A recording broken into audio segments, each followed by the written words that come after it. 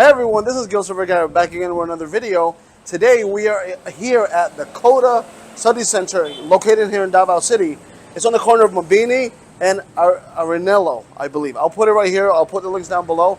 But this is a premier young men's center and business person center for development, leadership development, and all other types of development. We're gonna be visiting the center, walking around, showing you the ins and outs of the place, what it offers, and we're going to be talking with my friend Kahlil Corazo, one of the staff members here. So let's go. So we're going to ring the doorbell here, and then Khalil's going to join us, and then we should be good to go. Hey, what's up, Khalil? How are you? How's everything? My friend Kahlil. So he's going to show us around, but before we even go inside and see this massive place, beautiful place, let's explain what the place does. What is Kota Study Center? Well, you are a martial artist, Yeah. so you would know that for you to perform in the ring, you have to be trained. Yes. So what's the equivalent for being a good man, or a good student, or a good husband, Yes. or a good father? So that's the objective of Kota, is to train men to be able to be good men in the middle of the world. So that's the purpose of this place. Amazing, amazing. So Khalil's going to take us around, show us around, see what it has to offer. I hope you enjoy it. Hey everyone, welcome to the Do My Life podcast, where we talk to interesting people and their journey to success. I'm your host, Gilsar Vergara. Hey everyone, welcome to the show. This is Gilsar Vergara with Do My Life, and today we have a great guest, Mr. Kahlil Corazo, one of my friends here in Davao City. But aside from that, entrepreneur, author, amazing project manager, man of God, a lot of interesting talks here that's going to happen. I look forward to it, and let's get going. Let's dive into where were you born? I was born in Cebu. Okay. Mm-hmm. And I kind of understand your history, but what made you come to Davao? How did that grow into Davao? That's an interesting question.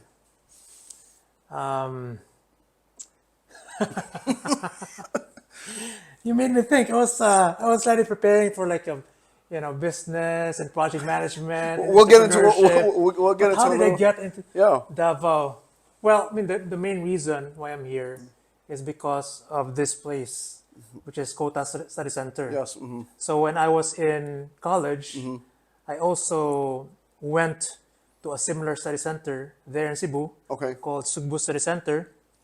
And it made such a huge difference in my life that, like I now giving forward by being part of the people who run this place. And as you know, this is essentially like, you work out, you're a martial artist, Yeah. so you understand like training, for you to, what you call this, perform in the ring. Yes. As a Muay Thai fighter. Yeah. You have to be trained. Of course. And the question is like, how do you train for being a good man? Yes. So that's the goal of this place, Kota Study Center. So when they ask like, people, it's like, is anyone interested in going to Davao?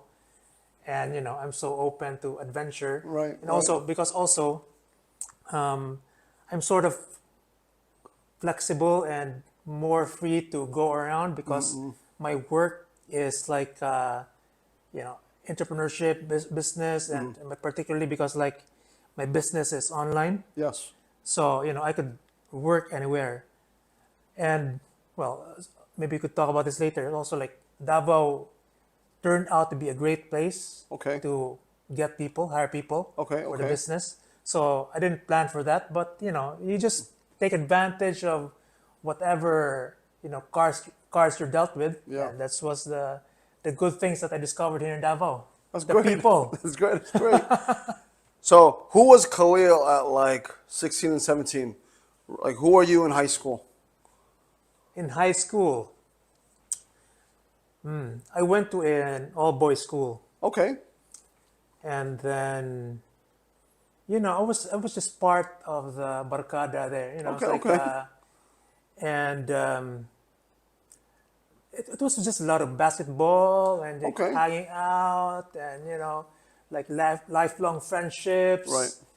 It was a great time, but also like I guess the normal confusions that you go through Right. Right. during Right. your adolescence. Right. So that was also what brought me to the center, or what attracted me to the center, because amidst that confusion, so I found an answer Okay. in the in Sugbu Study Center. So is it fair to say that it gave you a sense of alignment at that particular point of your Yeah, life where? that's accurate to say. Yeah, Okay, great. Okay. alignment. Yeah. Now, diving into business and project management, I know you own your own business, but for those who are watching, a lot of them are, even myself, a lot of them are at that cusp of, corporate life, moving into entrepreneurship. What was it like for you? What were you professionally before you owned your own business? Was it just project management or anything else? I was working in Makati Okay. for 5 years. After I graduated, I moved to Manila, and then worked in corporate Makati. Okay. First in Procter and Gamble, then Hewlett Packard, essentially doing outsourcing, technical outsourcing. Okay. Working in corporate Makati, Okay. first in Procter and Gamble, then Hewlett Packard, and that now you have, like, for instance, these days you have an app store in Yeah, Google. like Google and like Apple. Back in the day, we were sort of running the app store internally Wow. for Okay. Procter and Gamble. Wow. So if you need an application, you would go to their internal app store, and then it will be installed in your Okay. computer. So now it's like, back then there was nothing like that outside Right. of the corporate environment. So we were running that for the entire Procter and Gamble from the Philippines. So I All was, international Procter and yes, Gamble? yes. Wow. So it was a Philippine operation. I was running a 24 by 5, 30-person operation, and it was a lot of fun. I was like working across 3 shifts, U.S., Europe, and the Jeez. Philippines, or like Asia. So I had to have overlaps with 3 shifts. So we'd come in mid-afternoon, or like around noontime, Right. and then would end at around 11 p.m. Something like that. Wow. It was insane, but I was young, so I could Yeah. handle the insanity. So is that insanity, was that something that led you into entrepreneurship, or just do your own thing, or like how did that come about for you? Like, you know what, Kahlil, in my brain, I'm done with this. I got to move on, man. I got to do something different. I always thought that what I should be doing is entrepreneurship, and Okay. I thought before I was growing up that or I was like looking back, like, why do I have this irrational desire to like start and run a business? And I always thought that it was because my mother brainwashed me. She was also an entrepreneur. Why? So, Why? but then, Wow. but then when I asked her, it's like, during the pandemic, it's like, we had, I got to sit down with her, Okay. and they're like, did you deliberately brainwash me into like towards this irrational, Yeah. what you call this, like feeling that it's like I need to be an entrepreneur? Yeah. She was just looking at me like, what the hell are you talking about? So maybe I was just imagining it. Yeah. But maybe I was interpreting what she was saying as that, because she Yes. was also an entrepreneur. Those were her values. But the thing is, my siblings didn't have that maniacal, desire to become an Oh yeah. entrepreneur. Yeah. So I don't know, maybe I had the receptors for it or something like that. Okay. I don't know, but it was just there. And yeah, that was it. And then it's like, oh, that was just a learning experience for me. So when I stopped learning, or my learning in that environment decelerated, so I think this point is for me to be here. So I have to move on to my entrepreneurial journey. But actually, I worked first in a university Okay. before actually starting my business. So, and I'm sure people who listen out there, they have the this year it's gonna happen. I'm just gonna plan for this. What was that outside of the 5 years and you just decelerating? Was that the cause of, you know what, it's time for me to take action and move? Like, what advice can you give to some people who don't recognize this is the time to move? Like, what were your steps, or you just naturally knew, like, after 5 years, let's try something new? Yeah, it was really that. It's like it's pointless for me to be here. It's like I'm no Okay. longer learning. I mean, I knew what I wanted to do, and then my situation then did not bring me towards my intended destination. So it was just a matter of like, okay, it doesn't make sense for me to Right. keep on working here. So I guess. I think the better angle here is that because I think the I mean I learned this in the center as well, like to also form your desires, because Yes. as you're working you also see other models of desires, and you're influenced by your environment. For instance, your colleagues would have like buy fancy Yeah, cars, yeah, and yeah, yeah. they have their own lifestyles and all that. So that could also prevent you Yes. from the more desires you have, Yes. the more difficult it is to pursue one, to make that choice of saying no to the others. No. I think that's very important because analysis paralysis is really, like, really a real thing, where people have that, like, fear of loss, that they can't get everything they want now, and like now, so they have to because I had a guest on the show, Arvin. He was like, you can't do anything, like, what does it say, sabai sabai. You just got to be, like, really literally, like, focus in, laser it in on what needs to get done, and hopefully you did enough preparation that and faith in God that it will just happen for you. But I do see that in certain people, where outside of just being like, I guess, like, they just don't know when to move. It's also like what to do at the time, like where to go. I'm so talented at so many things, but, like, was it always something in the digital field for you? Like, what are the other traits that you're amazing at, that you're like, was there any point, like, I know I have to be an entrepreneur, but what do I do? Do I continue what I'm doing now, or do I choose a different field? Was there any time in your life where you thought that, or you had a conflict in yourself with that? It's hard to bring myself back, like what was my mindset during the time. But if I were to like talk to myself back then, Right. and then so I would advise that younger me just to like pick the easiest Okay. playing field. Okay. um, and that's sort of, I think, what I did. So because looking back, you only see it's hard to remember all the failed experiments. Yes. So you only look at the like your pathway from point A to point B, Yeah. and like where I'm at right now. But there were some experiments. I mean, I have to recall what Right. those were, but there were some choices or like possibilities of other businesses which just didn't work out. There were some occasions where I still remember very clearly Okay. the different things we tried, and one thing worked, the rest Yes. didn't. But I'm sure if I just sit down and try to recall that happened all throughout the journey. Right. There are some things you try out and just doesn't work.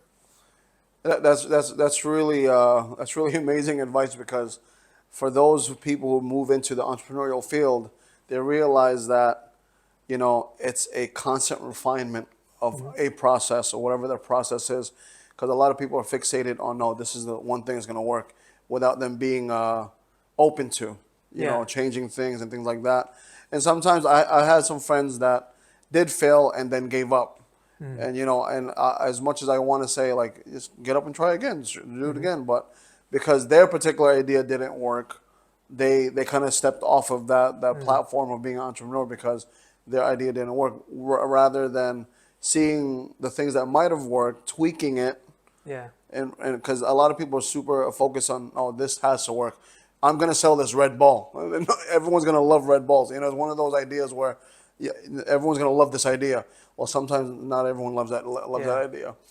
It's hard to give like a universally applicable advice. Yeah. because for some people that sort of work. You just Yeah, like, yeah. you just keep on, Keep like pushing. you have a vision, Yeah, you make it happen. yeah. So it's like I think one misconception about this game is that it's just one game. Yes. But I think it's more like the Olympics. Like there's so many Yeah. events. Yeah. So it's like the way I'm running a business or built my business is very different from the other entrepreneurs I know. Yes. So it's even different among the ones who are like in a similar domain to me. Yeah. Much more to like entrepreneurs. Carlo. Yeah, yeah, He yeah, yeah. sells. He has so many like businesses. Yeah, yeah. But it's like when we talk, or like when I sort of understand his language, Yeah. but when he explains his style, it's like, I wouldn't do it that way, but Right. it works for him. Oh yeah, yeah, yeah. Everything's unique to Yeah, whatever, whatever Yeah. game you're Yeah. playing. So it's Yeah. like, it's like I don't know how to like. How do you know whether you should master this game Yeah. or you should move to another game? So it's a hard thing to have a universal principle for. No, I resonate with that because even me, like, there's times where, even in the middle of a business, like, did I make the right choice? Let me start reforming it, but then you're afraid to reform it or readjust it because maybe, maybe it's too early in the game. But over time, I've always, like, I've taken, in my brain, there's brackets of businesses where, it's easy income. And then you have a bit more, like, we have, like, my wife and I, we have like calendarias and taxis. I know that's a daily income because it's consistently consumed every single day. And my wife and I own livestock. So that's your typical, business that's done in the Philippines that that to some degree, I'm not going to say it's super successful, but consistent income. And then we have other businesses that we went into that took a bit more thinking time and things like that. But at the end of the day, we were still open and like, okay, let's refine and adjust versus someone who's just stuck in their ways. Now, going into you being an author, how did that come about? Like, how did like your like? Why don't you share why you became an author? What like yeah. No, it was just during the pandemic. The pandemic was Okay, like yeah. a time for like reflection. I mean, Yes. because the pandemic was you were so close. I mean, the death was around you, so Yes. you're reminded about the shortness of life. Yes. And then, it's like asking myself that question. It's like, what am I supposed to do professionally? Yes. And I mean, I had to play the game of business because I had to pay the bills. Of course. So the question is, should I spend my time just doing more of that, just trying to make, more money, grow in the business, or is it an option for me to like to explore other things? I mean, like now that the business is sort of like beyond that first like stage where you really have to like be like all in and like it's like you have to take care of it, like it's like a baby. yeah, it's like a baby business. Yeah. So it's not yet, so it's once it reaches the point of maturity, it's more robust. And Yes. you know could you could I use that for exploring other areas? And then I remember, I mean, you asked me like my 17-year-old self. I mean, back then I was already like, there was a time when like just before entering college, I talked with my uncle, asking for advice, like about the future and college and all that. And then I don't remember exactly our conversation, but I remember distinctly him asking me, "So what do you want to do?" Right. And I told him, "I want to write." Wow. Okay. But the thing is, back then, and I think my thinking was accurate, I couldn't make it work. I couldn't figure out the money aspect. It's like I couldn't figure out like how do I make money as an author, you know. So, and also I had also those desires to become an entrepreneur. So it was always there, So it's sort of like returned during the pandemic, asking myself, okay, the business is sort of okay. Should I put more time in to make it bigger? Or could I use this as a platform to allow myself to explore other types of work? And I chose the latter. I think, like, it's like, I don't need to be, you know, I'm satisfied. I mean, I could choose to be satisfied with the what I'm making right now. Right. So it's just a matter of, like, again, going back to that question of desire, to have less desires, or at least not maybe less in terms of like intensity, but less number of things to desire. Right. So it's like I just focus this on like the key aspects or key things in life, and one of them is like I just focus also on expressing this, what I feel to be my professional calling, Right. which is to write. So I worked on, it sort of was a similar playbook. Okay. So like I decided to write the easiest thing I could write, Right. which is project management. Project management. Yeah. Because I was also testing out the ideas Right. online, and mostly in Twitter. And then that was the one that resonated with people the most. Right. When I would talk about project management. Because the thing is, it was also so easy for me because that was Yes. my job. I was teaching it for years. Yeah. So it was the easiest option to test out this world of writing. So that was it. Quickly, how long did you teach? Like how long were you a professor for? So in terms of project management, I immediately started teaching once I got trained in project management. Yes. Because it was like a revelation to me. Yes. Because like, when I was growing up, I'm not a natural project manager. Okay. I mean, it's like I'm naturally messy in terms of like, organizing things throughout time and all that. Yeah. So, I still remember, when, in my high school and college years, I just couldn't like, managing projects just didn't feel natural to me. When I would see other people, who are very Really like, like put it together. I mean, they would enjoy, like organizing parties, Yeah. running projects and all that. And to me, it was like, this doesn't make any sense.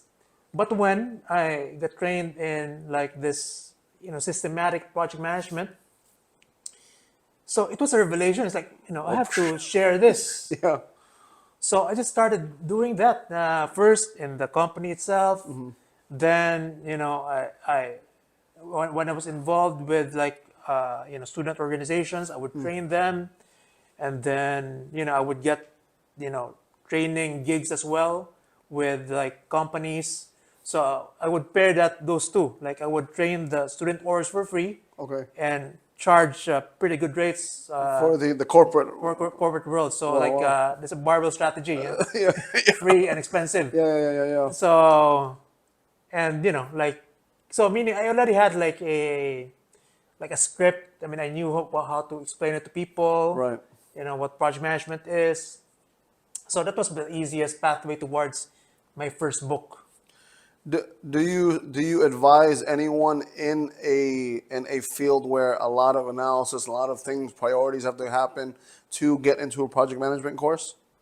Would you advise them to get in that course to kind of get that revelation the same as you? Well, the professional project management is really meant for like orchestrating, work, which is like, but it's more suited. I mean, if you want to be a professional in that area, it's suited for complex work. I mean, like complex project, meaning like there's so many moving parts. Yeah.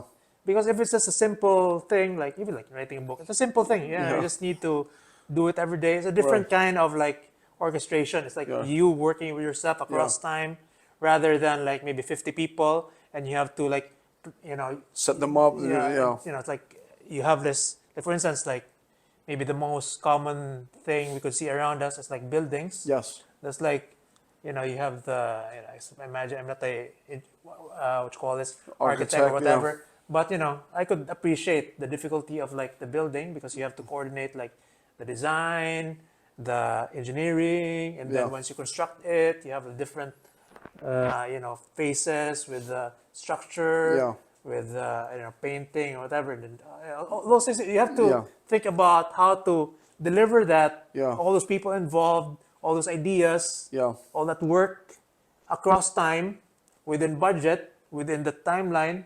So then That's to actually very produce complex. what you plan to produce. So it's a complex thing. Yeah. So it turns out um, there's a craft to that, meaning like Yeah, there people have is. been thinking about this thing for Yeah. centuries, millennia, and you just, you just use what they have like produced. Mm-hmm. So and yeah, so if you think that is your work, Mm-hmm. then the professional way of doing it would be helpful. Similar to like if you're doing accounting, you don't invent accounting from scratch. No. You learn from like the standard Yeah. procedures of accounting. So, just to do a quick plug in, where can they find your book? No, just Google it in Amazon, search my name. Okay. You could link to it if you want in your show I notes. definitely I'll put the example of for. And you came up with another book, a short book. I read that one as well. Yes, yes. What was the name of that one? So that one is entitled "The Three-City Problem of Meaningless Work." So the first one is entitled "How to Turn Ideas into Reality." Yes. So that's the project management book. So the second book, I wasn't planning to actually publish that. It was just one of the most influential books I've read in the past few years. It's a book entitled "Wanting" by Luke Burgess. And I've been talking about desire, Yeah. all throughout this conversation, because that book really like opened my eyes to like the source of desire, particularly the desire is like which is beyond like animal desire or appetites, So it's like the uniquely social or human desires, and it turns out, I mean, I think it's there's a lot of truth to it that those desires are mimetic, meaning we copy them from the people around us. That's why when I was in Cebu, hanging around with my entrepreneur friends, that was also when my desire to succeed as an entrepreneur Yeah. was so strong. Yeah. And maybe I also copied that when I was growing up from my mother Right. too, because she also desired that. So anyhow, the nice thing now is that you could interact with the authors. Like so, I was interacting with Luke in Twitter, in his newsletter, and then he invited people to like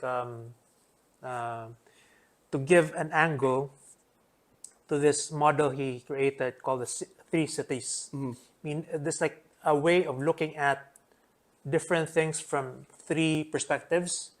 In that original model, you have the perspective of Silicon Valley, Yeah. techno capital, perspective of Athens, which is traditional philosophy, and the perspective of Jerusalem, which is the perspective of religion. And so it so happened when he posted that, I was reading a couple of books about the meaning of work. One entitled "The Pathless Path," and the second one is called "The Good Enough Job." So those things were in my mind. So when he posted that, it's like, what are the other applications of this model? So I wrote down my ideas about those books based on the using his model, like Okay. you looking at work from those three perspectives. Because like I've also been interacting with the authors of these two books, and I agree with their diagnosis that a lot of people now find they don't find meaning in their work. So that's Yes. the diagnosis. I agree with that. But I felt that their solutions were lacking. And it was precisely the three cities of Luke, which I felt would be a good way to bring out more answers than they presented. Right. So I replied to that blog post, Yeah. and then it was a long response, but people liked it. It was the Right. most popular response to that. And Luke even said, like, this is the best response ever to any of my posts. Wow. So I developed that into an essay. Yes.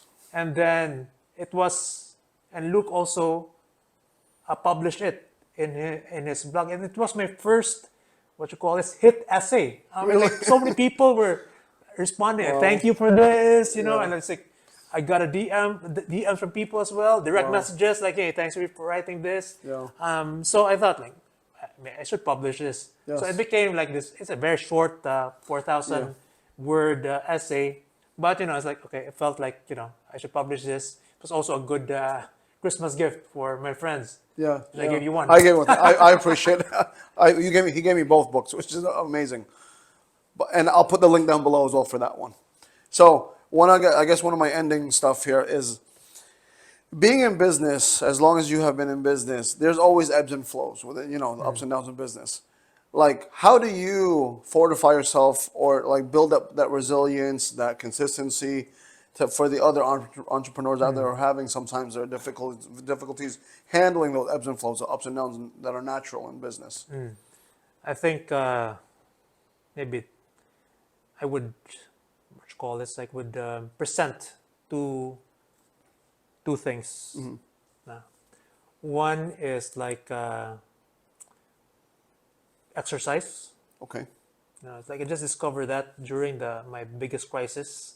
Okay. During the business, it's like it was just so like overwhelming. Yes. The problems are just constantly around you, and then I just discovered, like, when I'm under the barbell, everything disappears.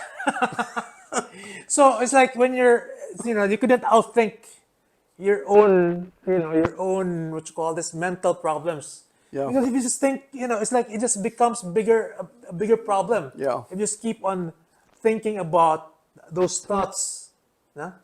So you have to go outside your own mind. And Yes. then moving, lifting, Yes. that sort of reminds you that, there's a bigger world outside what you're imagining, what you're thinking. Yes.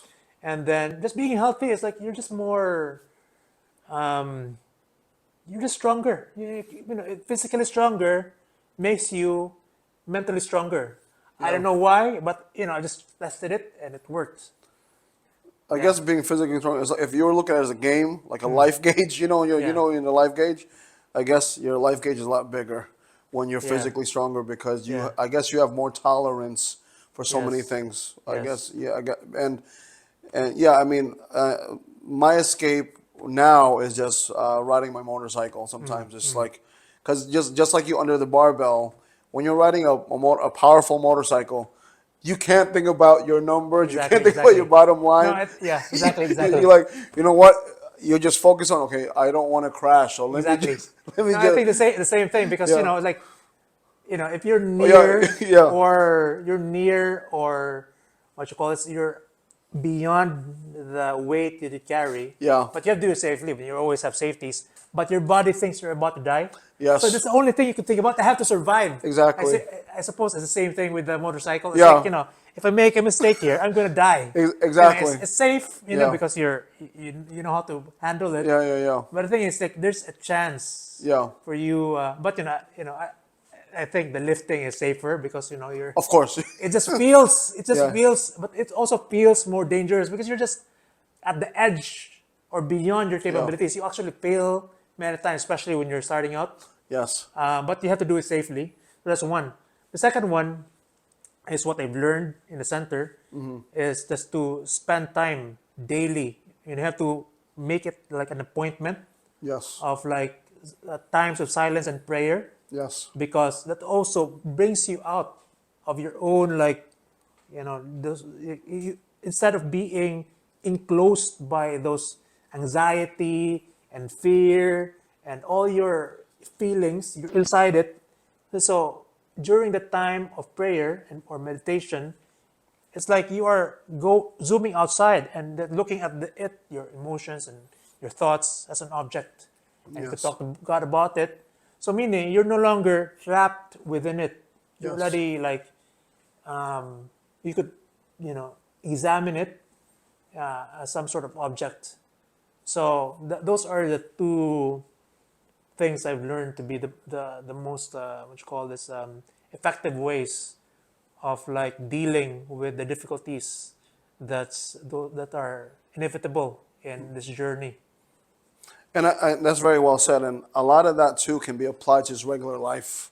Definitely, That yeah. regular life, if you're going through some sense of depression, some sense of anything, even like, I don't know if I'm going to ace the exam, I'm behind the eight ball right now, or just so many things in life. Like those are two great points that you can literally apply in your life and have that effectiveness of, at the end of the day, saving yourself, saving yourself, because especially men's health right now. Sometimes it gets really weird. Sometimes, so sometimes on the internet I see so many times they have men's health thing, like men are like the least like nobody cares about men. They're just in the corner there, just got to work and produce. So that's really amazing. Why don't you invite people to the Kota Study Center in Davao? So kind Right. of like maybe get some enlightenment from them. Or when my friend Jasper invited me to met Kahlil, I thought it was, you know what, this is just another center. Let me just hang out here. But honestly, every recollection, I actually find that sense of solitude. Honestly, I find a sense of escaping my work life and actually being amongst people who are professionals, who also, like, I'm sure go through the same things, but we never really talk about business. It's more like, okay, we know what we're going through. Let's just have this time, devoted to God, and and then we're off on back on the grind. Why don't you do your? Why don't you invite people? Yeah.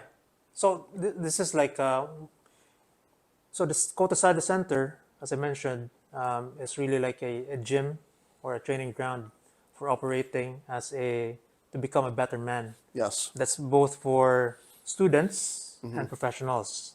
So for students, so we have activities like we go hiking.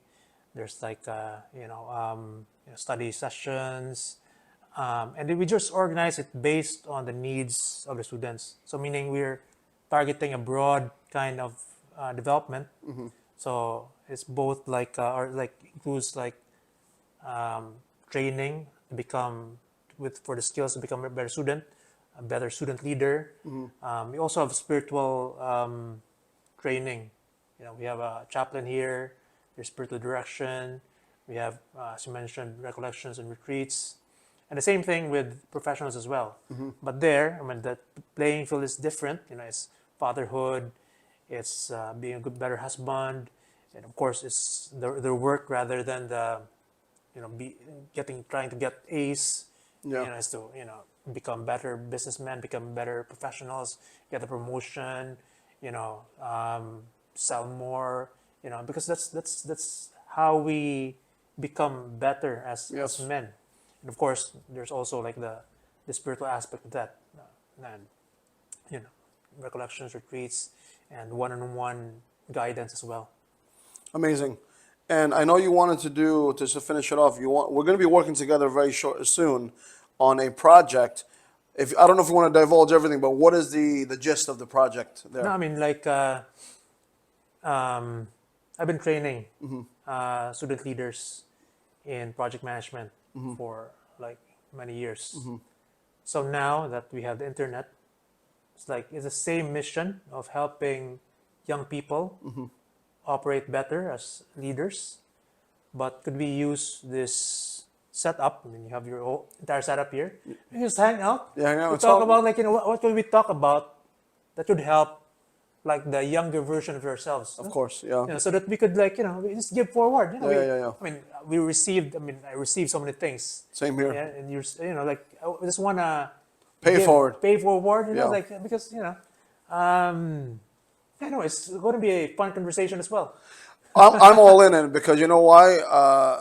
It's really I mean it's a I guess it's a legacy for me personally to help as many people as I to serve as many people as I can before, you know, I go on to the next life, you know. Yeah. But it starts with for me in house with my nephews, my nieces.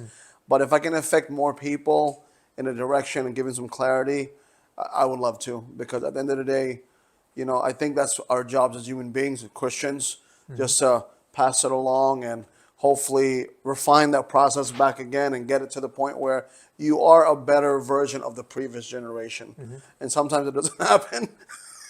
So it does, but at the end of the day, I think it's the wanting to find that gem, that diamond in the rough. How many diamonds can we find in the rough, and you know how many people can we impact? I'm really looking forward to that one. You want to give away any socials, any where they can find you on Twitter? Yeah, just Google my name or search for my name and whatever comes up there. That will Oh, be a good entry point. I will put the links down below anyway, so you can find Kahlil. He is a very interesting man. We have lunches regularly, so you know he is my friend here. But I've always wanted to have him on the show to pick his brain because I think a lot of people imagine themselves to be a person like you, like to get that journey out and stuff like that. Versus let me be stuck at a desk for 20 years and I'm just stuck. I have no clarity. And at least in the Filipino sense, it's more familiar for me, and at least other Filipinos will see it like, oh, okay, it's just not guys across the across the water in America. There's actually people doing it here, and maybe this will be a resource for a lot of you guys when you're watching the video. So let's just say our goodbyes. We usually just wave. Okay, everyone, thank you. I'll see you in the next podcast, and if you want to be a guest, comment down below, and or I'll put the links for the to schedule on my Calendly. So for me and Kahlil, great conversation. Take care and God bless. Bye, everyone.